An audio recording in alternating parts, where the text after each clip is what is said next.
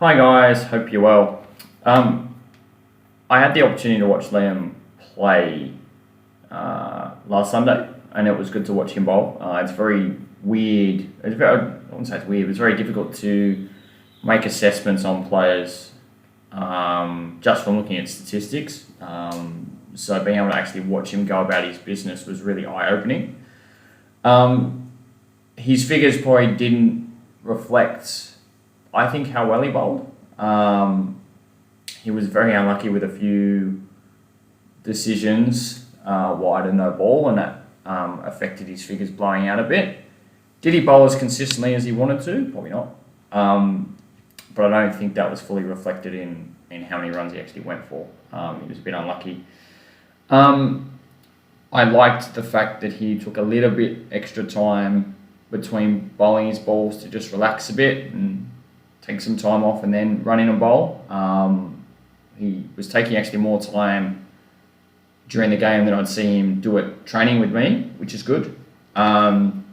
His mindset after the first over was pretty poor, but even though he probably didn't have the greatest spell after that, his mindset was actually quite good when I was talking to him after each over. So that's definitely improved. Probably the biggest thing that I noticed was the fact that his right arm, when he was coming into bowl, was coming across his body, and I'll make note of that when we see a few of the balls here in the analysis. It's really important that right arm is coming up a bit straighter. It's not going across your body over towards the left-hand side of the wicket. It's going down towards the batter. So we'll make note of that, and we'll continue to work on that during our sessions. But it was good watching him play.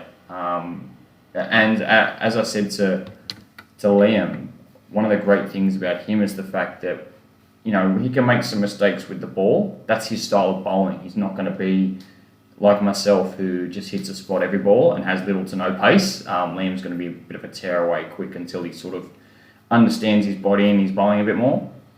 But the great thing, as I was about to mention, was the fact that in the field he saves countless runs because he's so energetic, he's so quick, and he just goes at anything. So don't be too hard on yourself, Liam. It's a learning experience. Just use it as that. Okay, so over the last maybe month or so, we've been focusing on the way that Liam runs. Obviously, that's really important for bowling because you have a run-up, and that's what takes you into the crease. So we'll notice from watching a few of these initial videos where we're just starting on working with Liam's running style, we'll notice that Liam sort of crosses over his feet. We call that a crossover gait. So his feet are almost running along a tightrope rather than underneath each hip. And we'll notice here he's going to sprint as fast as he can along the rope, and especially at the start, his legs were sort of going everywhere. Now this is the progression. This is what he's been doing the last probably week or so. His feet are landing much better underneath each hip. So he's moving much more efficiently. There's less body rock when he's running in. And hopefully we can see that then mould into his bowling action. So it is the way that Liam's moving without the ball when he's doing his running work, helping his bowling. At the moment, it's still a bit mixed, especially when he gets closer to the crease and closer to his jump phase. That's when he starts to sort of just rock around a little bit when he's running, and that doesn't help his jump going forward. Better. I think also as well, looking at this particular ball and watching how the ankle flexes, his left ankle, I think Liam probably jumps a bit too high too. So his ankle is probably ready to make contact with the ground about now. But he's still falling, and he's falling actually down into the ground rather than jumping forward as much. So what that causes is as his body hits the ground, that back leg collapses, and you see the back knee collapse. And that really lowers his center of gravity. It lowers his whole body.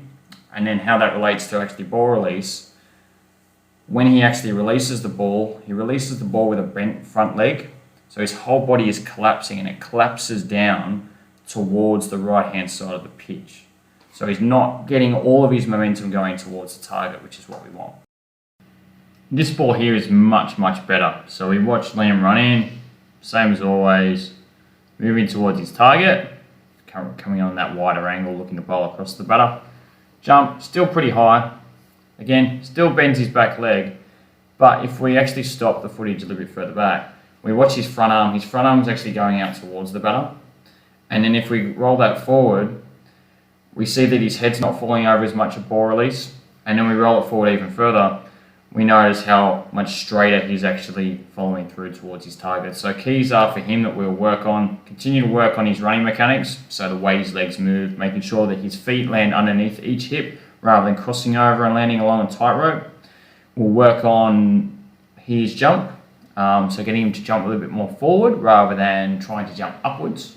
And also we'll continue that development on that right arm, his front arm, going out, trying to grab the batter rather than having it go out towards gully or point or cover.